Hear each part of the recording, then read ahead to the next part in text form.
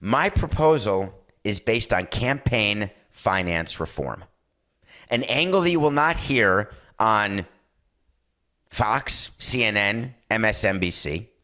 No one's going to talk about that today. Why does campaign finance reform mean so much to me? Because I was up all night.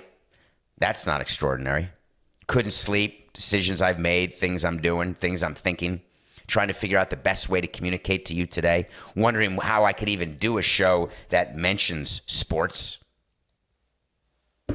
when this is happening. And I went all the way down through a decision tree. You know how my brain works, where I'm taking what exists, I'm understanding what I can't change, and I'm thinking about the possibility of addressing an issue from a completely different angle, which will get me to the result that I want to get to. Campaign finance reform is something that has to do with re-election. It has to do with how much money politicians can get from which sources, how much money you can get from an individual, how much money you can get from political action committees, money that is used to get either elected or reelected, money that is used for advertising, for commercials, for travel, for name recognition, to shake as many hands as possible. Politicians spend an overwhelming majority of their time getting reelected. The day they are elected, they're running for reelection. When they are trying to take over from an incumbent, they know that they don't have, they call it a war chest.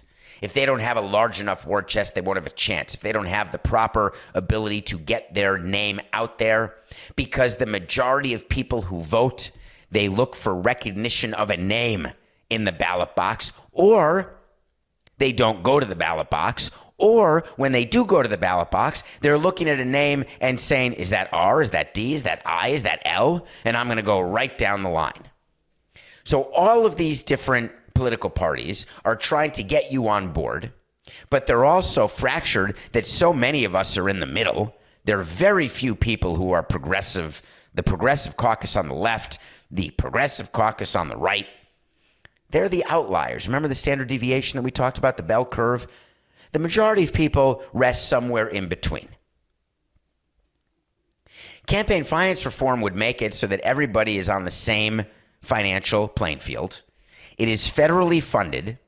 That is my proposal, where every candidate gets X dollars, but the incumbent gets X plus Y. And the reason I'm willing to give the incumbent X plus Y is the only way I'm going to get the votes is if the incumbents have the advantage, because the reason incumbents will never vote for campaign finance reform is that they know that's the reason they get reelected. And at the end of the day, that's what they want. There's one way to address with lack of campaign finance reform, and that is part 2 of my plan. Term limits. Term limits for everybody. Life appointments should be only in existence when lifespan was 50. The Supreme Court lifetime appointments means that there are people on the court for 40 years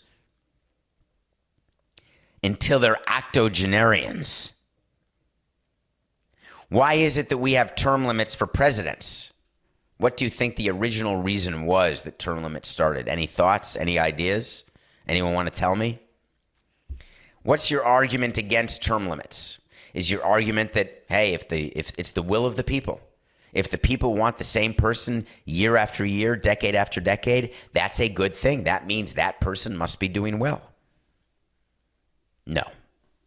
What term limits mean, or the lack of term limits, is that you've got people in office who are so in concrete, I was going to say ensconced in concrete, and I think that's a mixed metaphor, that they have no reason to ever fear an opponent because no one's going to run against them or her or them. But what if we did the same thing that I want to do in sports? Everybody's a free agent every year. Why are players scared of being free agents every year? Because then they've got to perform every year. You don't get paid for past performance. You get paid for current performance. You don't get paid for future performance. You get paid for what you are doing now.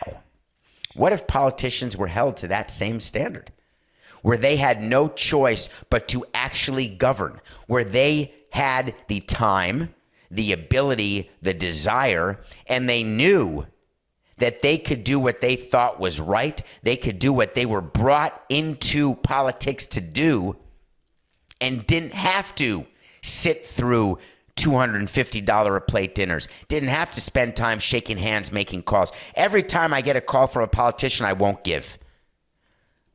Go be a politician.